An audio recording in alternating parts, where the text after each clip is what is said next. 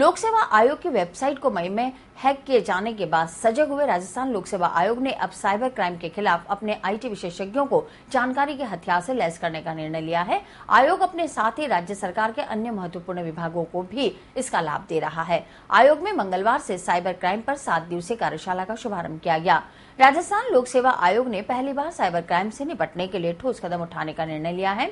आयोग ने इस संबंध में एक निजी संस्थान की सेवाएं ली हैं, जिसके विषय विशेषज्ञ इस कार्यशाला में साइबर क्राइम से निपटने के तकनीकी तरीकों की जानकारी दे रहे हैं। इस कार्यशाला में साइट्स को हैक होने से रोकने के लिए गुप्त कोड, मौजूदा डाटा को सुरक्षित रखने के तरीकों, हैकरों के हमले के तरीकों और उनसे निपटने के उपायों की जानकारी लेने के लिए इस कार्यशाला में आयोग के साथ ही राजस्व मंडल, विश्वविद्यालय, राजस्थान शिक्षा बोर्ड के आईटी सेल एक्सपर्ट भी भाग ले रहे हैं। बेसिकली इस कार्यशाला का उद्देश्य ये है कि साइबर क्राइम जो बढ़ रहा है उसको किस तरह से डिपार्टमेंट लेवल पर रोका जाए। तो उसकी एक अवेयरनेस वर्कशॉप हमने अजमेर में रखी है, यहाँ पर हमारे आरपीएससी में, और हमने हमारे डिपार्टमेंट्स जो कंसर्न और जो अजमेर में हैं बड़े डिपार्टमेंट्स, रेवेन्यू बोर्ड है, माध्यमिक शिक्षा बोर्ड है, कलेक्ट्रेट है, कमर्शियल टैक्सेस है, रजिस्ट्रेशन स्टैम्प है, यूनिवर्सिटी है, कमर्शियल टैक्सेस है, इन सबको बुलाया है।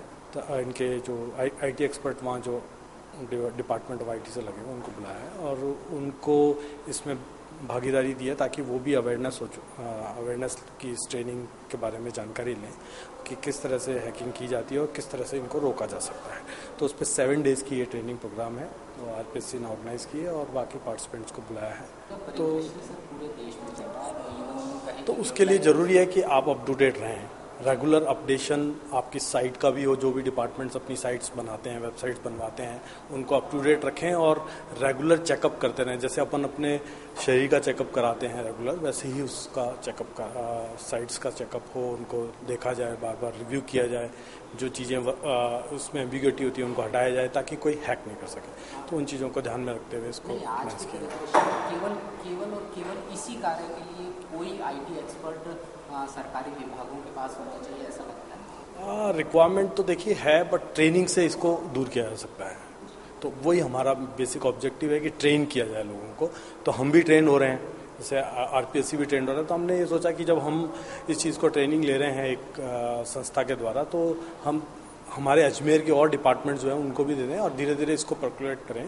और पुलिस विभाग भी जैसे ट्रेनिंग लेता है, तो इन्होंने काफ़ी पुलिस विभागों में भी ट्रेनिंग दी है। तो अब जितने भी जो गवर्नमेंट डिपार्टमेंट्स हैं या अदर प्राइवेट डिपार्टमेंट्स हैं वो उसकी अवेयरनेस लें, तो जितनी ज़्यादा अवेयरनेस होगी उतनी जल्दी इसको रोका जा सकता है।